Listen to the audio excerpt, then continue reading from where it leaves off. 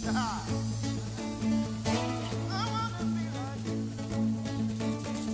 know who I am. I know who I am. I know who I am. I am yours. I am yours. I know who I am. Oh, I know who I am. I know who I am. I am yours. I am yours. And you are mine. Jesus, you are mine. You are mine. Jesus, you are mine. I was running and you found me.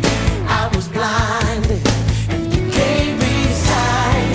You put a song of praise in me.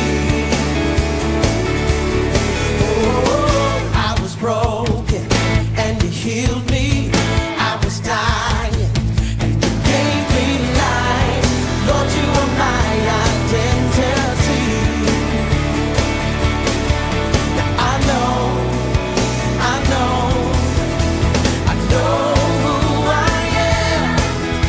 I know who I am. I know who I am. I am yours. I am yours. I know who I am. I know who I am.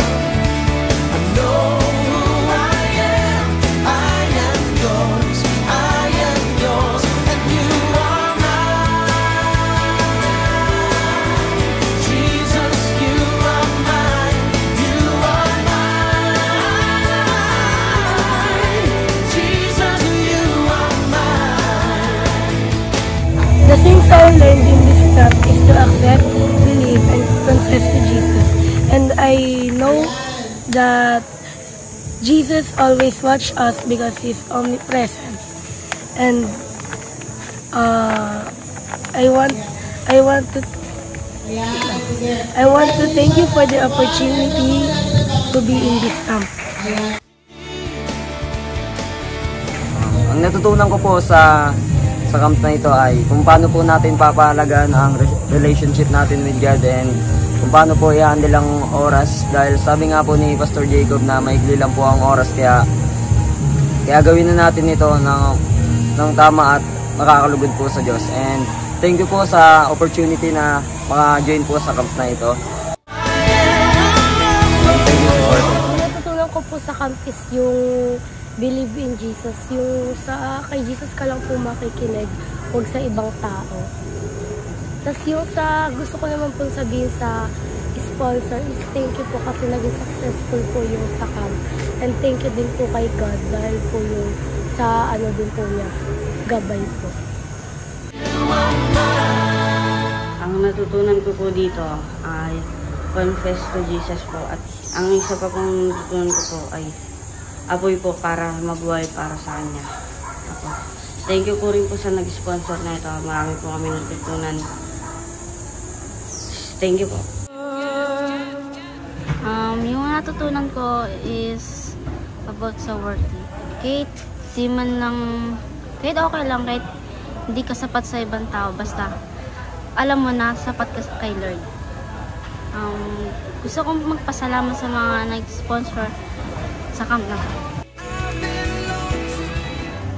Yung natutunan ko po during this camp is yung dapat tanggalin mo na lahat ng burden, lahat ng mga pagsubok na kailangan natin isuko. Kasi nandiyan naman si Lord, siya yung main character na kailangan natin lapitan para tayo yung mailigtas niya.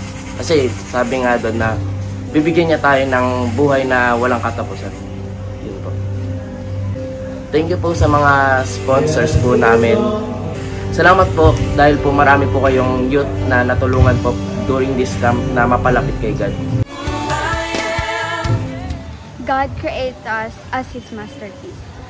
The important thing is God sees you as the way you are. That's what's important. I'm really grateful and thankful na I'm this part of this Youth Camp 2025. Thank you for the sponsor. So, in this camp po, I learned that God sees me as a worthy person and parang I should not seek for anyone's approval kasi enough na yung nakikita ko ni Lord as worthy and valuable, and hindi naman po talaga kailangan na mag-seek ako ng validation from others kasi alam naman po ni Lord kung sino ako at kung kasi po siya yung may gawa sa akin. So ang mahalaga is mahal niya ako and enough ako para sa kanya. Thank you po for the sponsors kasi you made this event possible po, and parang sa event po kasi na to is parang nagkaroon ng opportunities lahat na mas makilala si Lord deeper, and po, thank you sponsors.